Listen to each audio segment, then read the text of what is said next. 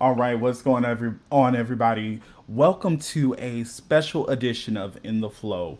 Now, this particular edition is very near and dear to my heart, not only because of the fact of what's going on in the world at this time, but also because I have three gentlemen who are joining me today for a very specific conversation, and all of them are near and dear to me.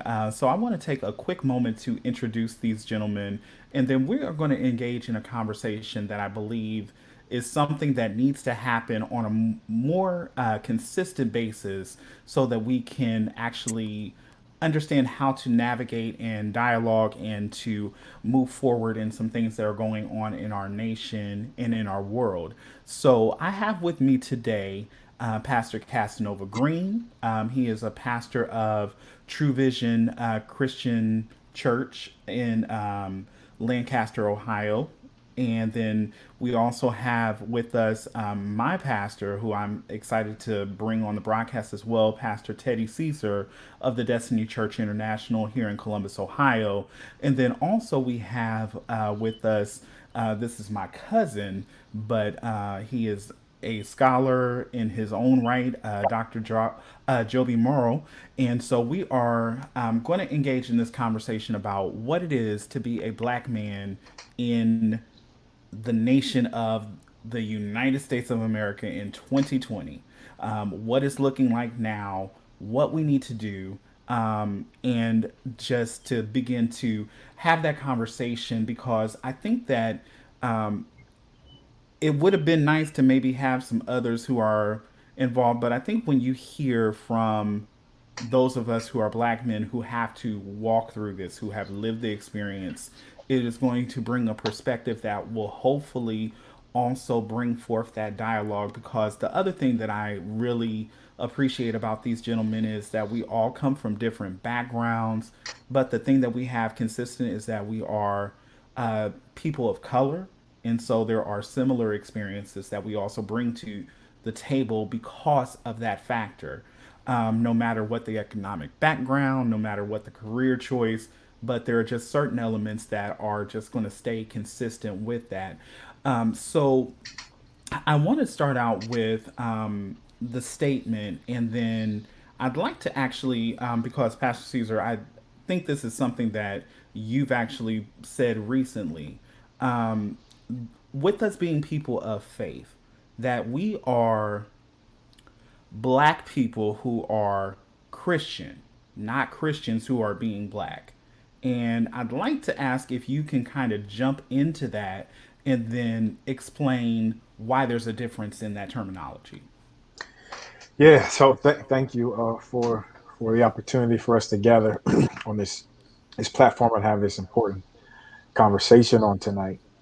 And I do think that we need to identify the significance. So what I've been teaching and sharing with our congregation, really for years, is that we must understand the parallel between Jesus Christ, the historical, the actual person, Jesus Christ, and the context that he lived in, and how it so much parallels being an African American in America. I mean, sometimes it's easy to just spiritualize Christ, but we have to give credit to the real life context that he lived in. Israel was an oppressed minority under the Roman government. He was crucified, lynched, murdered. And so we could just go down the line of parallels between Christ's context and the African American context in America. And so Christ lived really this life of protest, right? He was killed because he stood and taught truth that the Roman government saw as a threat. And all he did was teach the truths of a coming kingdom that was going to uh, dramatically look different than the kingdom that was implemented. And so, in drawing those parallels, I just wanted to continue to help African Americans understand that God chooses sides. All right, this is Dr. James Conant taught us this, and God has always chosen the side of the oppressed.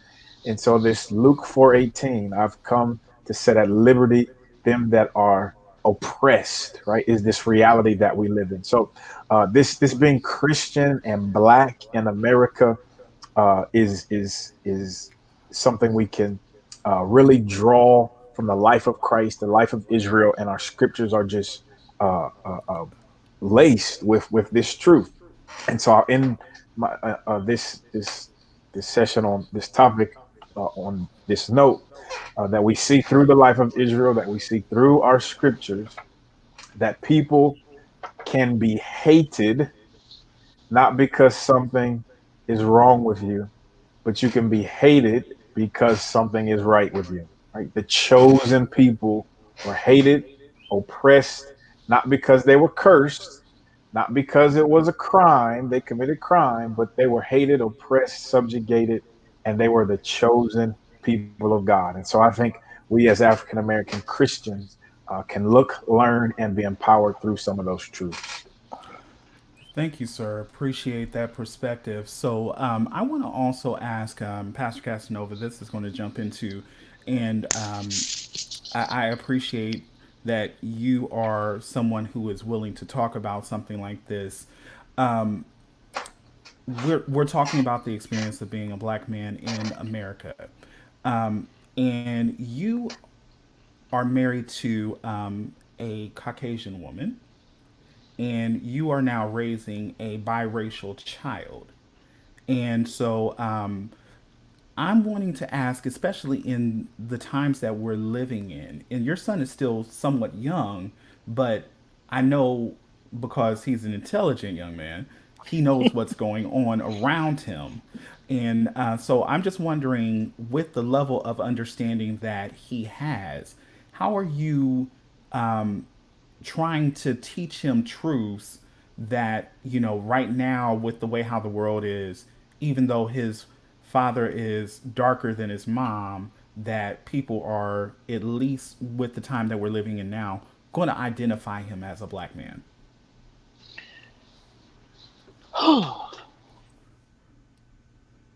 It's interesting having to teach race to a toddler. And he is, and as you said, Keith, the child's intelligent.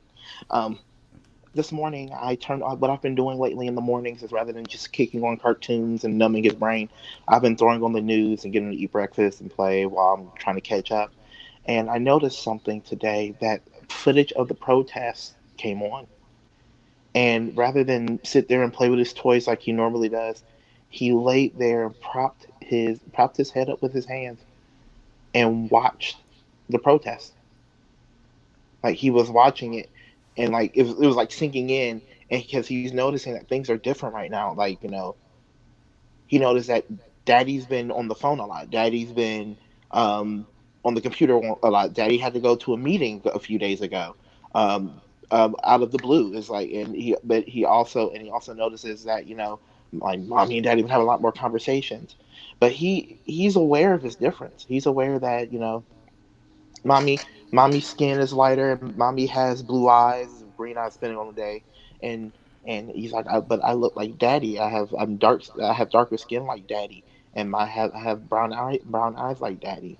And he's starting to see that difference. So what I've been doing is starting now, um, is really instilling for him to love himself, but also preparing myself for the conversations that I know I'm going to have with him when he's older.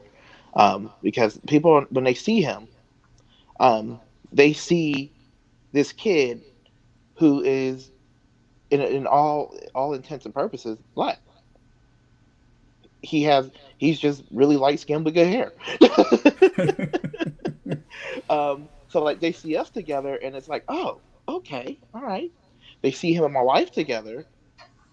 I've seen the look of how does this work, and then like I'll come around the corner, and they're like, oh, there's a black guy. Okay, but I'm really trying to explain things to him the best way I know how. But we've had conversations. He looked at us and said, he said, he's like, mommy light, daddy dark. And like, what are you? I'm Thea. Like, yes, you are, and that's how it's going to be. So it's presented, especially the past couple of weeks, it's presented interesting challenges. But um, I'm thankful that I've been able to kind of control what he sees, um, and that he's not older right now and this is happening. Because if he was older right now and this is happening, it would be a really deeper conversation, a much deeper conversation that I know eventually at some point I am going to have. Yes, sir. Yes, sir. I appreciate that perspective as well. So, Dr. Joby, I want to ask you if you wouldn't mind kind of continuing with that thought process because you have an older son who is watching this play out. And in fact, the evening that we're recording this, you're just coming back from participating in a protest. And so, how are you engaging in conversation and what kind of questions was your son asking? Mhm. So thanks so much for having me on here, Keith. I I have a 12-year-old son. You have a 12-year-old first cousin once removed, and I uh, and so um, we had the talk this week. And normally at 12, the talk is about how to engage with in romantic situations, and to be able to treat women with respect, and to be able to have some sense of kind of how to handle change and biological changes, including sexual changes. Um, but one of the increased in the additional burdens of being a black father is that you have to teach your child about how to deal with their identity as a growing threat in the eyes of many. And it's a tragedy on the one hand, but on the other hand, it also presents some opportunity for you to be able to talk about how people get humanized in other people's eyes. And so that's what I found, that we've been able to talk a lot about what kinds of elements people are going to see when they see him. When they see him, are they going to be able to um, understand who he is? What kind of assumptions will they make about his character by based on his dress or his height or his build or his skin? And what people are going to be coming in with respect to their titer of fear or conditioning, or what their confirmation bias will be able to where it will lead them. When I say that, I mean, are people looking to sort of confirm their prejudices or suspicions when they see him, and will they try to fit what he is into their narrative, rather than to take the new information about who he is when they meet him and to judge that on its own merits. That's a really good point. I think, and I'm sure that all of us have experienced it. I remember one time when this was about maybe 10 years ago. I was driving and I was in an apartment community that a female friend of mine had invited me to, like a cookout or something. And it was pretty upscale community. And I didn't know where I was going. So I just, inadvertently, not even out of my car or anything, rolled my window down to ask a lady who was out with her dog for directions, and she acted like she was scared to death of me. I mean, I presented no threat. Like I said, just because of my mindset, I was like, okay, you know what? Let me try to keep my distance so I don't startle you, that kind of thing. And it was still that experience where it's like, okay, well, because you look different than me, I don't want to interact with you. I mean, like, it was that kind of interaction where I could tell if I continued to try to talk to her, she was going to, like, try to get help. And I'm like, okay, I'm of no threat whatsoever. And it's 5 o'clock in the afternoon, total daylight. I mean, really?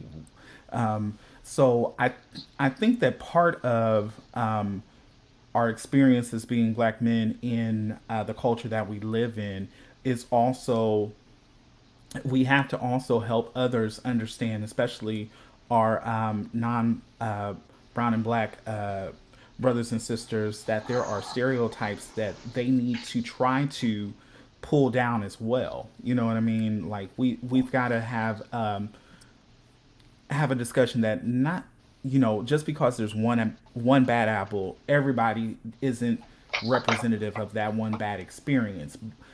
It will cause you maybe to need to have your guard up a little bit more, but just don't totally box everybody out because of that bad experience. And that's why I'm like, I try to have empathy and sympathy for people who may have that approach, but at the same time it's like, okay, you know what, let's meet in the middle somewhere. And I think that that's one of the things that I always wonder, how do we meet in the middle so that we can begin to tear down those strongholds?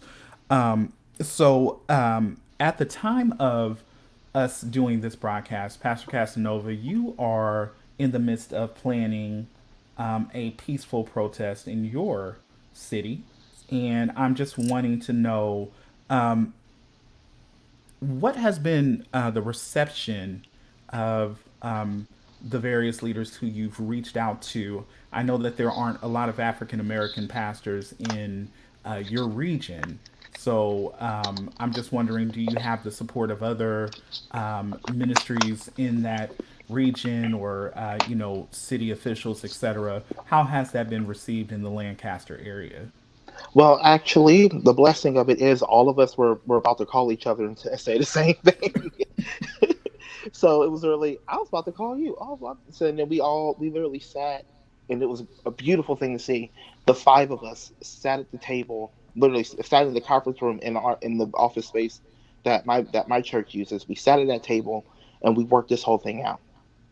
There are like the you never hear of all the black leaders in anywhere, all of us coming together. So literally, it was a beautiful, like all of us sitting in that table came together. We're like, okay, let's do this. I'm blessed to have a wonderful relationship with all of my colleagues in Lancaster. So we all just came together and we just did it, and it's been a wild ride. It's really been a wild, almost 48 hours. um, Yeah. but we are really trying to get buy-in from the rest of the community, and we just released that we're doing it today. And so far, I've been watching. There's this group that pretty much is like, if you want to know any dirt in town, you'll find out. So I posted it on there, and we haven't gotten, we haven't gotten any crazy responses. No one's. One lady was like, "Don't be preaching hate now." I'm like, scroll. That's all I've been doing.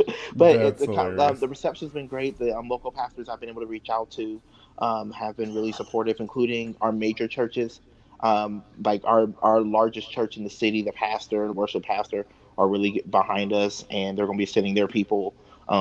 Just a lot of our Caucasian pastors are really helping push this, and we have the support of our mayor and our police chief, and we're this is actually really cool. Like, it's really cool seeing this come together so fast.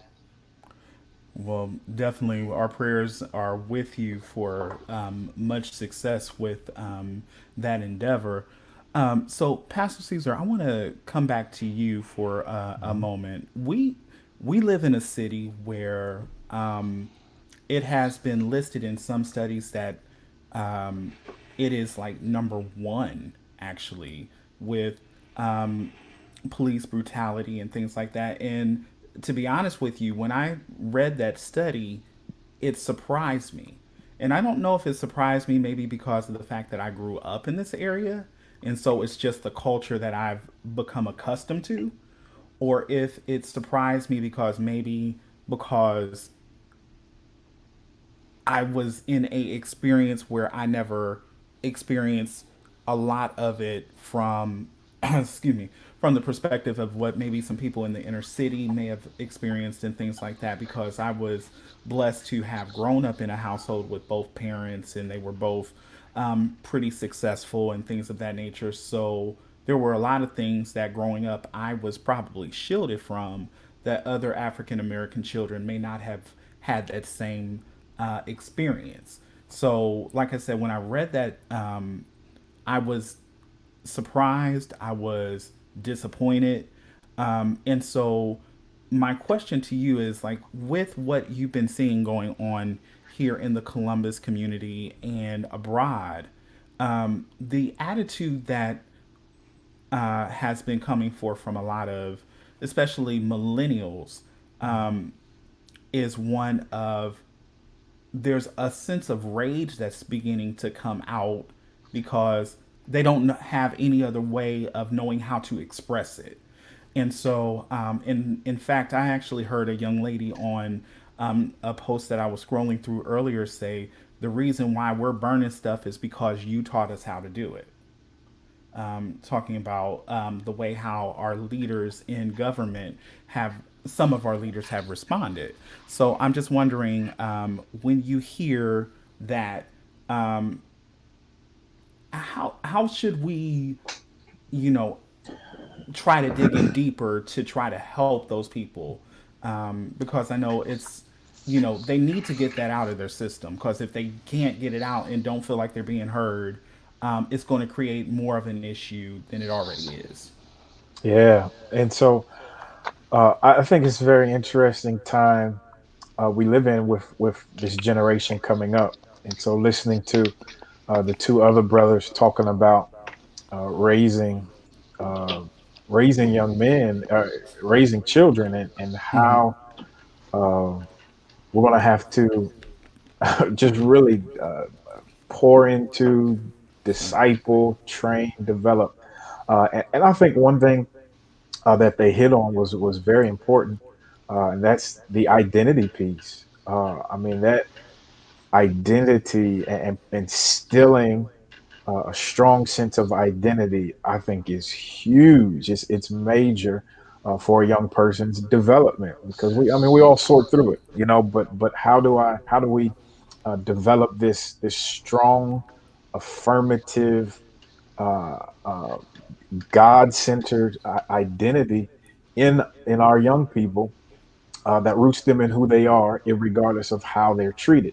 And so I am constantly reminded of this statement, this truth that to be pro-black does not equate to being anti-white. All right, so I can be affirmed in my blackness. I can be affirmed in my identity, and I can affirm others in their blackness, and that does not mean that I hate any other group of people. So I think it's important that the next generation, the millennials and even younger, get a strong sense of identity, a strong sense of who they are in God, and purpose, and walk in this. And so I believe they'll find smart, intelligent ways to bring change about. I mean, this next generation. I mean, they are each generation is getting wiser. It's getting more technological. It's getting more savvy, and I believe they'll find ways to problem solve. They'll find ways to help take our culture to another place. But I think it's our job to help at the beginning to instill some of these truths and directions in them. Can I add to something to what Pastor Caesar just said? Absolutely. For me, it's weird because I'm from Columbus. You know, I live in Lancaster. I'm Columbus born and raised. I taught high school for 9 years in Columbus, working with our black and brown young men and women in the classroom. My last 4 years of high school teaching were actually dropout prevention and recovery. And there's something that I noticed about this upcoming generation, is a sense of placelessness. Mhm. Um, and I was thinking about while you were talking about this, I was thinking about something that I learned in my in grad school when we were studying the concept of place in writing, and how our black community, as well as some people who are Hispanic or Latinx, see themselves as not having like a root or a place. And for a lot of people, their identity is formed by the fact that they have a root or a place. I am this. My Yeah. family is from this. I come from this. But in the African American or Black narrative, we have our place is the plantation, and we tend to start from the place of plantation because we don't know where our home is. We don't know. I can't go to the map of Africa and send my family from here. So we have a lot of our young people are learning through generations that their identity, their place is from a place of slavery. And granted, we all have our roots there, but each generation worked to have more and more victories. And the difficulty is that when you form identity, and I had to learn this teaching, especially my dropout prevention recovery students, that I had to get them out of the mindset of this is still 18 fill in the blank, and I'm like, let's stop that. This is 20. This is, well, 2018, 2019 at the time. Like, let me show you the worth that you have. Let me show you how Yes. we talk about black girl magic. We got black man power. So let's talk about that. Let's work this out. Let me show you your worth. Let me show you your value, and let me tell you who you are. Let me show you who you are now, and not the narrative of poverty, not the narrative of gang violence, not these narratives that have been taught to you from a place of bondage, but show you like this is what freedom.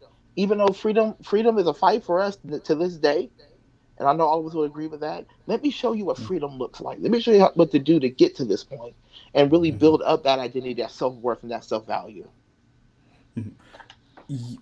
Something that just Yeah. came to mind as you were talking, and I apologize, Joby.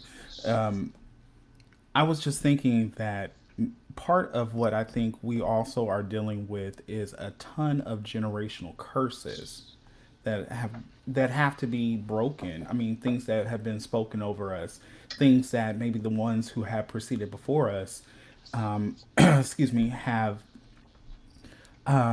you know well intentioned, but because this is what they were shown, those curses were never broken because of the fact that they didn't know how to break them either.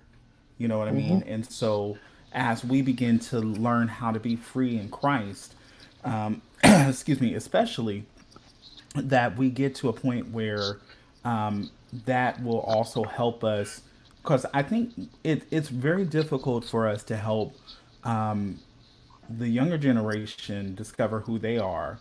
And let's just be honest about it. A lot of us still don't know who we are.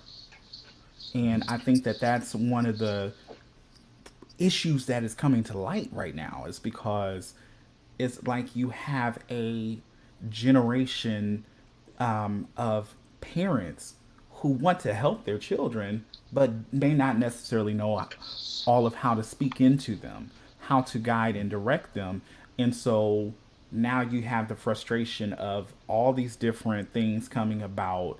And then also you have, in addition to that, like I said, all of the other things that come along with it. Like I know, I won't put all of our family business out there, but Joby and I, we came up in a family that is celebrated in our community, but there were a lot of things that we saw while we were growing up that it's like, okay, you know what? If you would have seen some of the things that we saw before these generational curses started getting dealt with and broken, you wouldn't celebrate like you think we do. Like we may put a front up in front of people, but like behind the scenes, we had to deal with some stuff. I mean, like for real, for real. And I know even for myself, and again, I'm just going to be transparent about it. There were times in my life I had to go into counseling myself. Fortunately, in my adult life, I could afford it. In my childhood, there were a couple of times that my parents were like, okay, you know what, we need to get him to go and talk to someone to get some guidance and things of that nature because I was an angry kid. And until I found out what was causing all of that and how to release it and how to release it productively, Yeah, I thought my backside was going to be a regular tanning bed or something. You know what I mean? But on the flip side, my parents recognized enough to say, okay, you know what? This is deeper rooted than just a kid misbehaving. And so, it gave me the opportunity to get to the root of some of those issues. And I think that that's one of the other things for me that I just my heart goes out to in our brothers and sisters who don't have access to good mental health resources. And so, Joby, I would like to ask if you wouldn't mind speaking to that a little bit, since that's an area that you have a wealth of knowledge about. Well, thanks, Keith. So, I very much agree with what Pastor Green and what Pastor Caesar mentioned before, and what you mentioned. When I think about a generational curse, what I think about is a closed system. What I think about is Hmm. a a system that has no new energy, certainly no new spiritual energy, and one that tends toward chaos if you leave it alone. That's what closed systems do. Eventually, they start to break if you don't nurture them. And so, that's essentially kind of what we've done. But when you have a secure and a coherent identity, either as a parent or as a positive influence in somebody else's life, other people learn how to organize around what it is that you need. Because when people see you being able to take care of your needs and being able to free up energy to take care of others, they will learn the positive value in what you're doing. And not only will they organize themselves around your um, your model, they'll be able to internalize that model and be able to start to put the energy toward breaking generational curses. I certainly know this, from my own experience. I trained as a psychiatrist, and I also am 7 years sober from an addiction. That is something that is um, central to the way that this has to be. And when Pastor Caesar was discussing the issue around um, identity in blackness and having it not be anti-white so much as it is pro-black, we have to be able to talk to our non-black and brown brothers and sisters and allow them to understand that our pro-blackness is not a zero-sum game. There is not, there's it's not a system where our advancement means your diminishment, and that is something that I think it underlies a lot of fragility and a lot of fear in white communities, and it causes and potentiates a lot of problems that don't allow them to keep their ears open about our experience and allows our continued dehumanization. That is a trauma. Dehumanization is a trauma. The inability to be able to be seen as a person of value is a trauma, and it's a chronic one that causes a lot of physiological problems. It causes like it causes an increase in stress hormones that release a lot of sugar on an ongoing basis and make us more prone to health problems that you're well aware of, like high blood pressure and diabetes. That's what cortisol does. It tightens up blood vessels. It raises blood pressure. It raises blood sugar, and we are under a lot of trauma when we get dehumanized, and that is a constant process, and it puts us at risk. Yes, sir. They say follow the science. Mhm. Yes, sir. Now, one other thing that I want to pose to all of you gentlemen in regards to this conversation, we're in the midst of a global pandemic as well. While we're in and I really believe and we have two pastors on the line with us who can correct me they if I'm speaking out of turn, but I really believe that the COVID-19 pandemic, one of the ways how we are seeing scripture fulfilled is that things are working together for the good of them that love God and who are called according to his purpose. And so, what this has done is it has ripped a veil off of something that's been covered up that has been needing to get addressed for a while. And so, though it may be painful to walk through the process, but it's a process that needs to be walked through, that this is something that will be able to be good out of it, not just because we were already in a unique point in time in history because of COVID 19, but now there will not only be in the history books about the medical situation, but now also about the social impact of what's going on as well.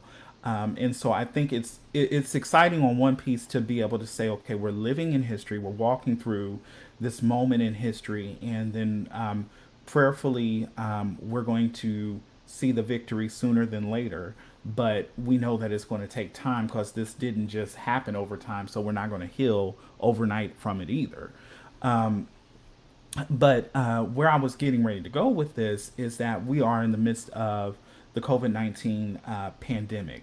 And one of the things that I think is a really unique perspective, like I was telling you gentlemen offline before we started the broadcast, that Dr. Morrow brings a unique perspective because he is one who has been actually researching this topic and writing articles about the impact of COVID 19. And so I wanted to ask if you can speak to that a little bit.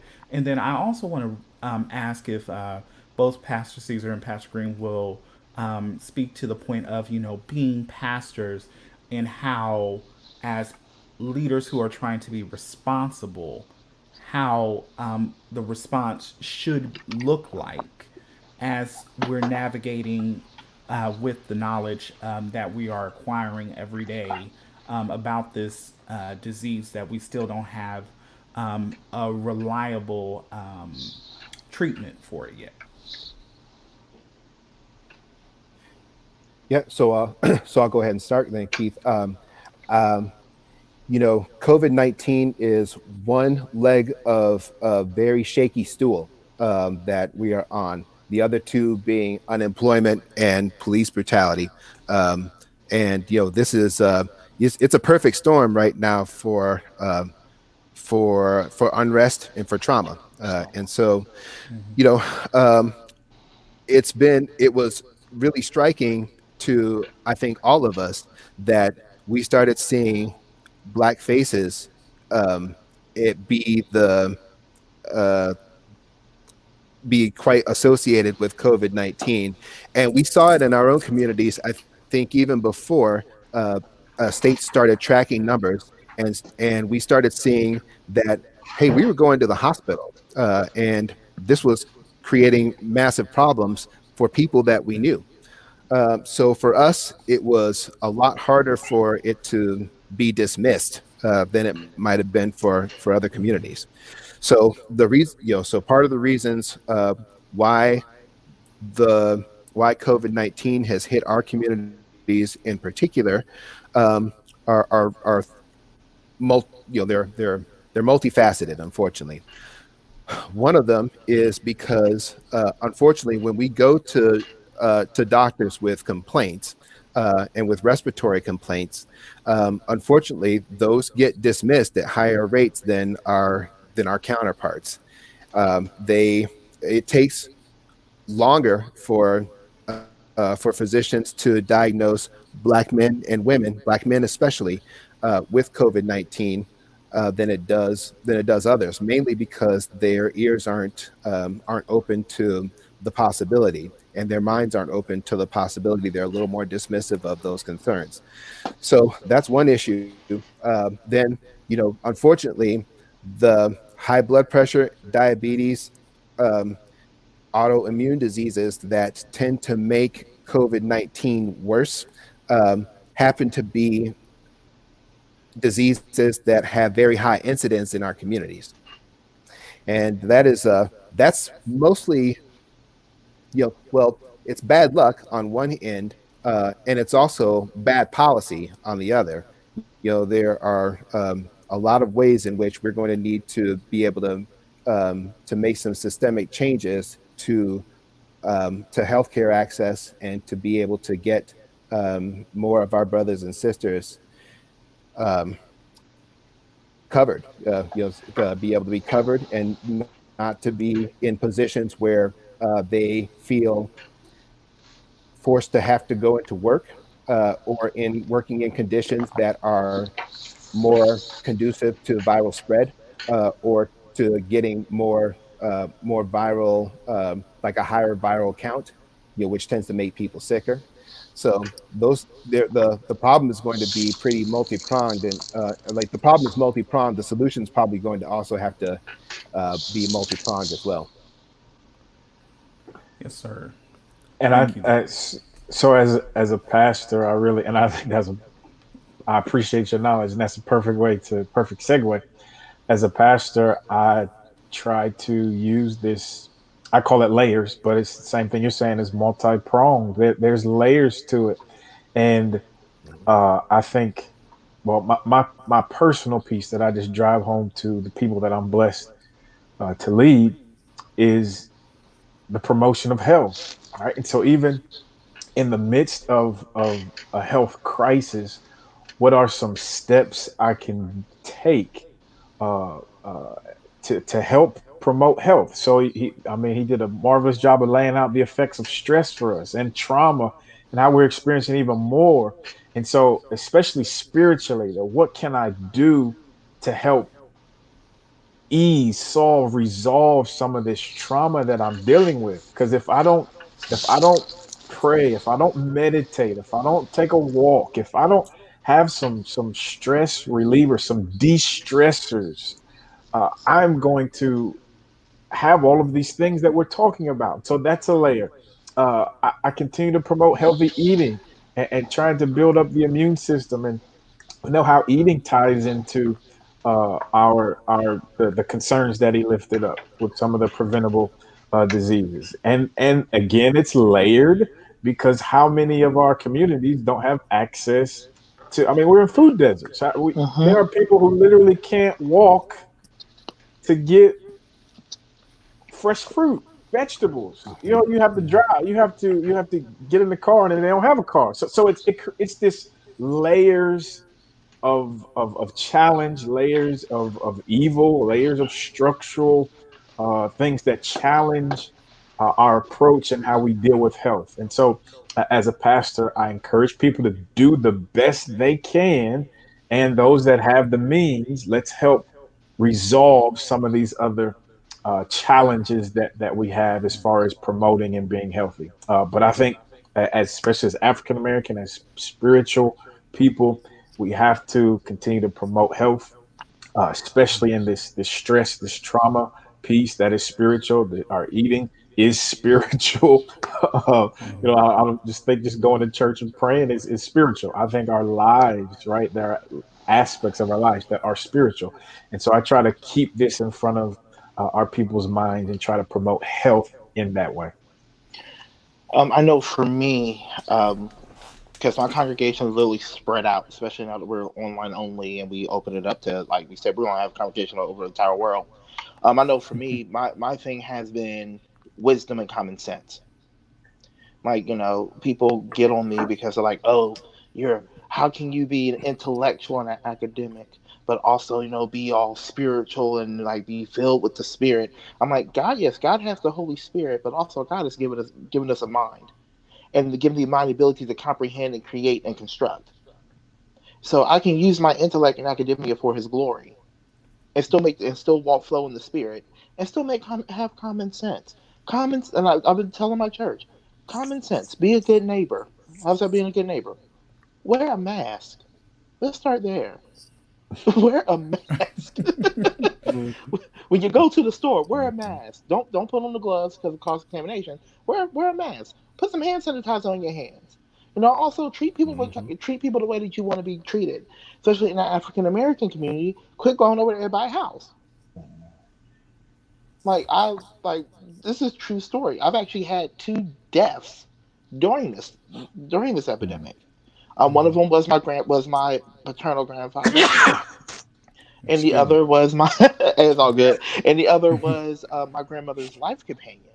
And my grandfather's death, sadly, I didn't go to the funeral because I'm like, I'm in Lancaster with a toddler.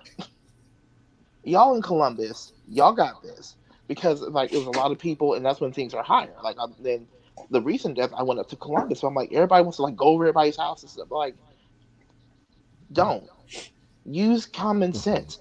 If if if it says stay in groups of 10 people, be in groups. I don't want to be in a group of 5 people, honestly. But like stay in those groups. Use common sense. Use wisdom. Like I've had some very interesting conversations with some pastors down here, and they're like, "We still having church, blah blah blah blah blah blah," and they're looking at me like, "Why aren't y'all having church until 2021?" Because like logistically, it's a nightmare. Me, because we've lost part of good health is we've lost the feeling of responsibility, not just for ourselves, but for others. So I know for me, my church is very diverse. So I have to teach this whole concept of of responsibility to self and responsibility to those around you. So do the responsible thing, do the loving thing, do the healthy thing. And like also eat a salad, go take a nap, think of the goodness of Jesus, read a book, do something, find something that find things that spark joy in your life that are legal. I am mad at Yeah. you for that are Hey. legal. You got to clarify in the 2020. Right. Yeah. But Pastor Green, you are absolutely right. Part of the issue that allows us to stay sick is that right now it's a little harder to find joy. You got to seek it out. Because we are thrown off of a lot of our conventional access to the ways that we nurture our spirits.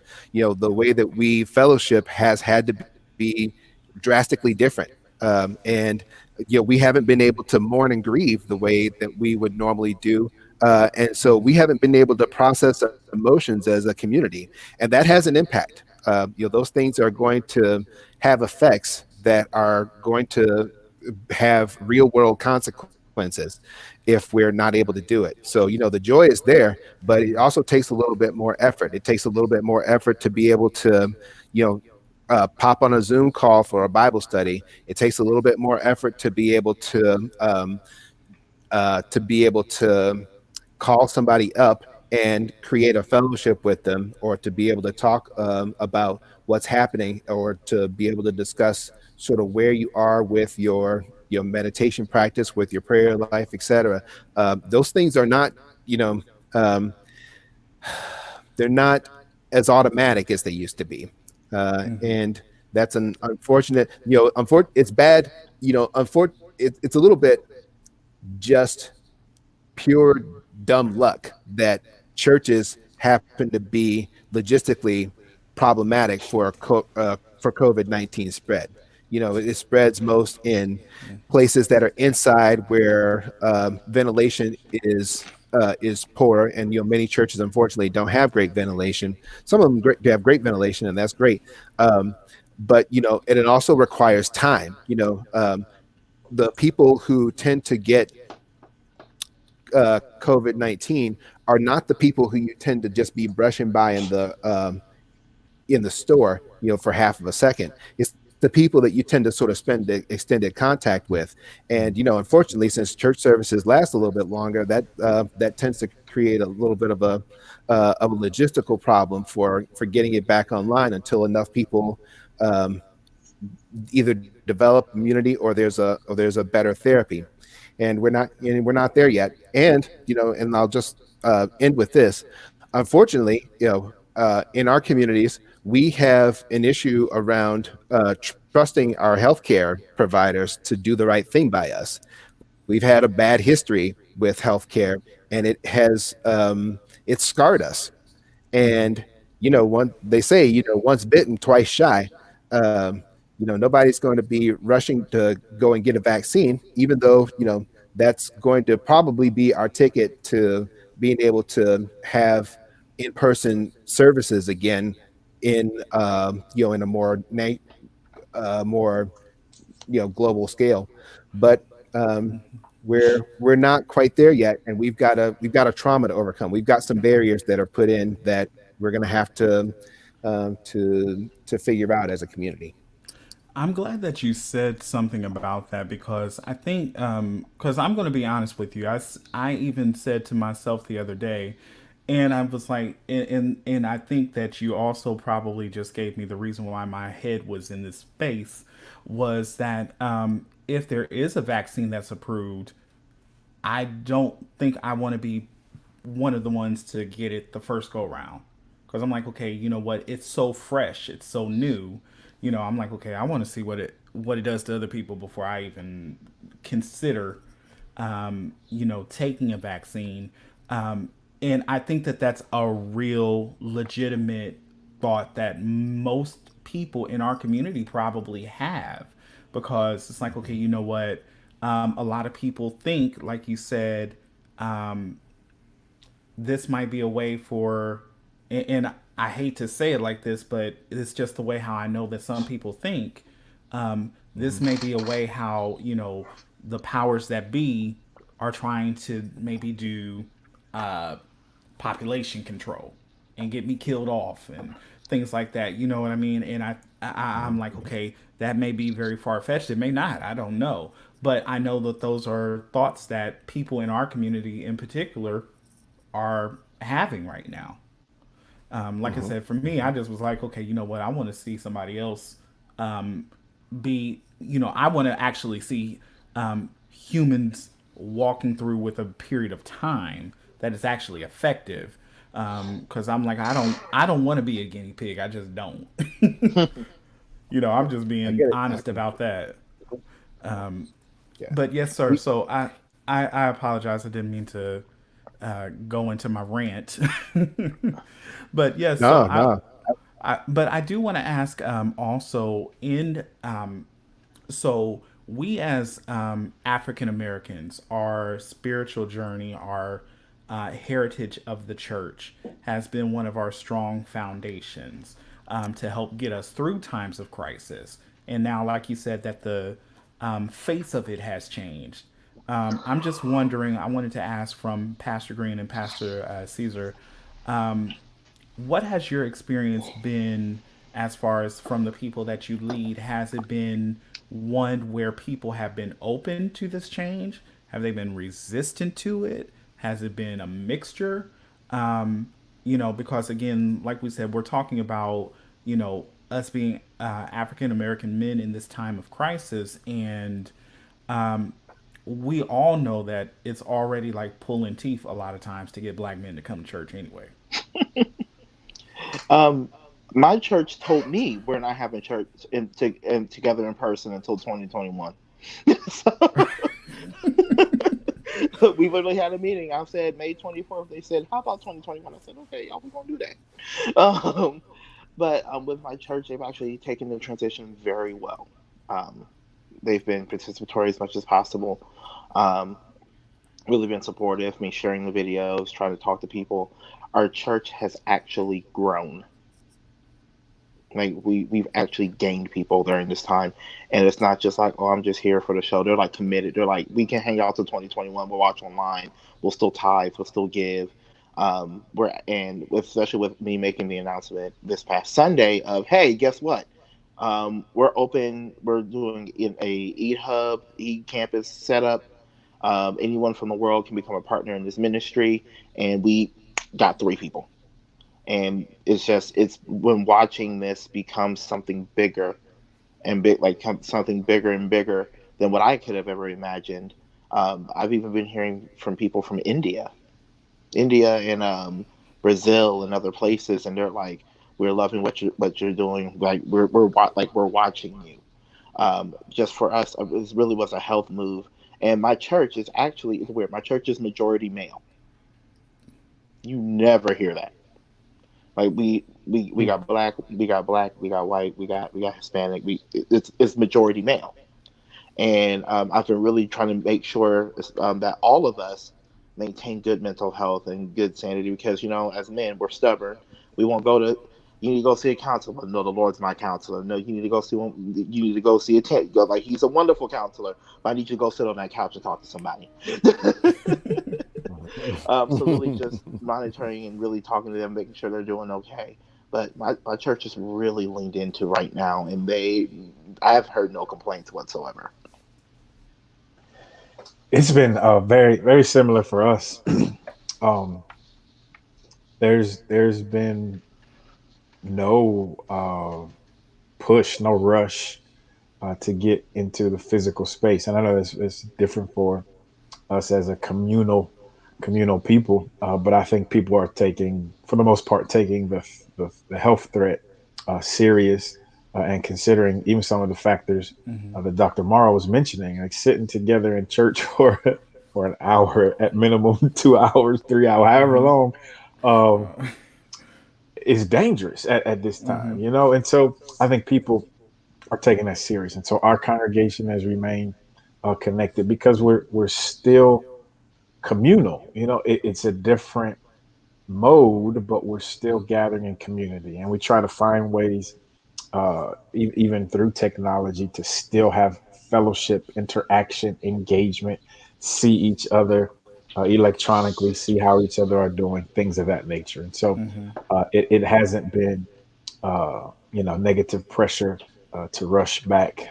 We've doing the best we can at this Hmm. time, and people are appreciating and feeling safe in that.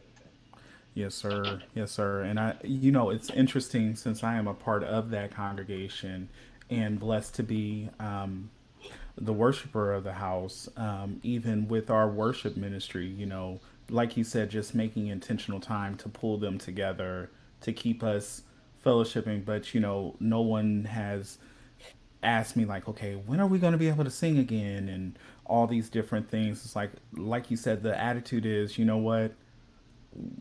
We're in this together, as we've heard all over the airwaves and whatnot, and really, the attitude of, let's make sure that each other is okay, but when it's time, it's going to be time. And so I know me, as someone who's a part of that congregation, has actually been appreciative of the fact that I'm like, you know what, even though I, participate in a different way than most other people, I'm like, okay, I'm not in a rush to get back in the building either if it means that we're going to be at risk, Hmm.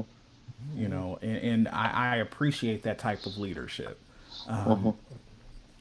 So I I know that we've been engaged in discussion for quite a while, and I don't want to continue to prolong it, but I do want to ask you, gentlemen, one other thing, as we are preparing to bring things to a close. When we talk about being an African American male in this time, what type of leadership would you like to see from our politicians? What type of leadership would you like to see, or what type of leadership would you like to see from them? I guess is a better way to phrase it, to help us navigate into that next level of change and reformation that I believe we're going to experience, because I think we're going to experience it whether what's currently in place wants to or not. I think if they're resistant to the change, then there's going to be a change, if you understand what I mean by that. So I'm just wondering, what do you guys think that needs to look like for us to really, as a people, get on the road of healing and feel like we are able to finally move past this moment?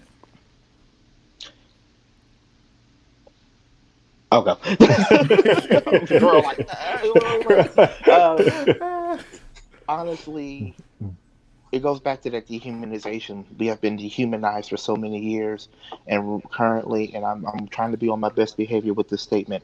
Currently, we are experiencing an era of American government to where our dehumanization has been put on display and has been used as fodder to stir up a base that felt disenfranchised for 8 years. Stay with me, and I'm gonna bless you. So that really been disenfranchised, that who felt disenfranchised for 8 years, and it went back to that concept of fragility. And I remember having these conversations with church folk, and they were like spitting their usual venom. I'm like, whatever. But what I told them was like, when I get my come up, you get your come up. When everybody gets to move forward, everybody moves forward. It's not a competition. It's not about, oh, we leaving the white folk out. Oh, it's like, if you let me get my step forward, it pulls you forward. And it's not being pulled on the back of me, it's being pulled beside me. If that makes sense. So, like, our politicians need to see us not as political pawns, not as a voting base, not as, these are vote. I need y'all your electoral college points. See me as a human. Mm-hmm. See what I have to bring to the table. Don't exploit it, but see what I have to offer. See what our the blessing of our blackness has to offer for the greater good, for the greater tapestry that is this country. So that way we can all get our come up. So we can all move to the next level, move to the next phase, move to the next place of prosperity, which I believe is going to come after this. But until the powers that be, those who are sitting in the seats of the executive and the legislature and even our judiciary, until they see the beauty of our blackness, the beauty of what we have to offer, things going the person in the office is going to change, but the mentality will not.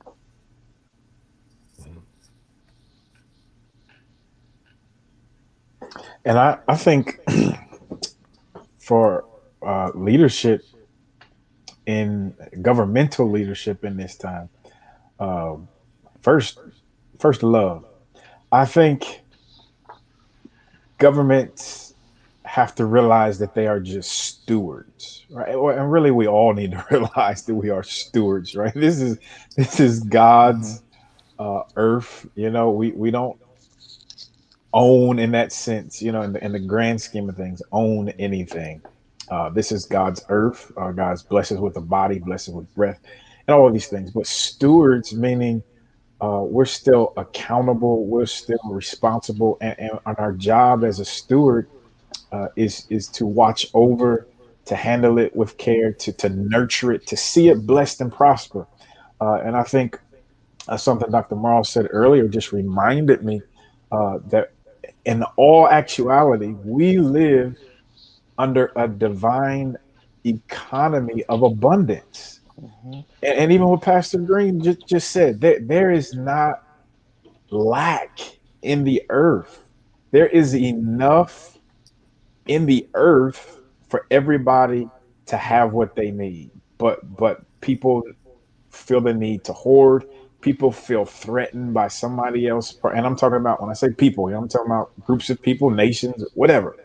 But technically, in the earth, there is enough for everybody to have what they need. And so when we see people starve, when we see people without, when we see people manipulated, we're just governed by greed. And it doesn't have to be that way. So the love in terms of stewardship. We also need to see policy change. We need to see policy change. After uh, this season of getting people's attention through protests and all that, there are still laws and policies that have to uh, be changed. Right? There's people that still don't have access to health care. There's people. I mean, just we could go down the list of policy that is negatively affecting certain groups of people in this country, and government officials are in a place to do that.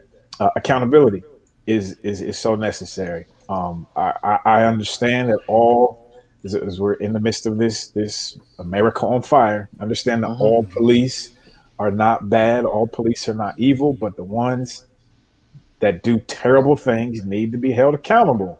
And I think our government officials are in a place to create policy and to hold people accountable. And I think that is a big part of it. And then finally, my big ask, since you put it out there, brother Keith, what would I ask? My big ask is there needs to be some form of reparations in America. Um, this country was built on the back of free labor. And we talk about breaking generational curses, and we talking about just how generations have been without, and we are still 400 years later still dealing with the repercussions, the trauma, the reality of slavery 400 Mhm. years later. And so there has to be some form of reparation that can help uh, even the playing field and stop leaving people behind that don't that helped America become great or help America become whatever it is. And reparations is still something on our mind that we can lift up before government officials. And I'll stop there. Yeah. Yes, sir. No, I couldn't agree more, Pastor Caesar. So one of the things that really struck me was around some of the way that we approach policy. Our policy has lacked accountability in many facets. There is unfortunately very little accountability for corporate pilfering uh, of systems. There is very little accountability, of course, with law enforcement. There's very little accountability with government contracting. All those things are things that are very specific that can make a massive difference in our own communities. If we have people who are heading up, if we have minority owned businesses who are able to secure a level playing field for their government contracts, they're going to do well. They're Come going on. to be able to get the Mhm. ability to demonstrate their worth and to show it the way that I'll use this example, the way that Ryan Coogler did when he got the reins to direct Black Panther. We saw that movie, and we saw it was a great movie. It made $1.5 billion, and all of a sudden, we knew it was going to be able to open up all sorts of opportunities for other Black directors and filmmakers. At least we hoped it would, because once we get the opportunity, we tend to have a pretty good track record with how we do. So one specific thing that I would like to be able to see is I'd like to see some reformations around something called qualified immunity, and that's when like a government official is unable to get sued or charged if they are uh, acting in what they believe is their official capacity. Uh, but that has been used as a cover for police officers to not be held accountable when they are harming or killing our brothers and our sisters. That's a problem, and that's going to have to get addressed. And then I'll end with this. Accountability is one portion of the way that we have to approach this. We have to be able to um, increase the self-awareness of other people around our humanity, and they have to be able to understand where their biases might be, and there's more willingness for that. And we have to create positive external environments for them to be able to be rewarded when they do the right thing. And we have to be able to create uh, a culture where we don't encourage like a lack of honesty, a lack of transparency, a lack of openness about what we're doing, and have it be okay to say, "Hey, we messed this up, and we need to make some amends for what we did." That is okay. When you have those kind of conversations, good things can happen, and I believe that that's how God wants us to be able to act toward each other, and certainly when we have some responsibility of authority. Yes, sir. Well, I thank you, gentlemen, for that. I want to end with also saying to all of our listeners and those who may view this once it's posted online that also please do what you can where you are. And what I mean by that is please use your area of influence to make impact, to make change. We have the ability right now because of social media, we can post this on YouTube. We have the In the Flow broadcast where you're listening to this on. So this is how we're being able to get this conversation started. But I know, like for instance, myself and Pastor Casanova are also songwriters and writers. So I feel like I have a responsibility as a writer. Every day I am making notes in journaling and different things because I'm like, okay, we need to capture this moment in history so that we can learn from it and grow from it. Because I'm hoping that once we start seeing things, I want to start, either a book or a blog where I can then display these writings. And there are things that we're all gifted to do. You may not be a preacher, a teacher, a radio broadcast host, a doctor, but you have influence with someone. And I once heard it said that who do we think had the greater impact? Billy Graham as being one of the world's most well known evangelists, or the person who discipled him? Because they Mm. both had impact and through that influence of what they did for him is how he was able to be the blessing to so many in history that he was. So I just really want to encourage everyone with that. And because of the fact that I love all of you guys so much, and I asked that last question, but do you have any final words as we get ready to sign off with this? And the wonderful thing about this being my broadcast is that I get to control what's going on. So, uh, So, a final thing for me, as it relates to our identity, as it relates to the promotion of our mental, emotional, physical health, as was mentioned earlier, and by both of the other panelists, this finding joy. And so I just want to remind us that finding joy for me is connected to this identity piece, connected to the promotion of our mental emotional health. And that is, remember this, it's not out there, right? Finding your identity is not out there. Finding your joy is not out there. Um, Identity is within. Your joy is not in material things, and this is what the brothers were talking about earlier. Just we're used to being busy. We're not used to sitting. We're not used to meditating for oftentimes. And when we can't go buy a new purse, you still got to find some joy. When you can't go hang out the way you used to, you still have to find joy. And so this going within and remembering that your identity is not tied up in things, your joy is not tied up in material things, but we first have to go within ourselves and connect with our God, connect with our Creator, and live then inside out, right? So as we live inside out, we'll find joy and we'll give meaning to all of the other things, and even give meaning to the times of suffering in our life. We don't negate that, right? There are times of hardship, difficulty, global crisis, but living inside out will help us to get through those things and to help us find meaning, even in the most difficult times in life. So I just encourage us all to live inside out.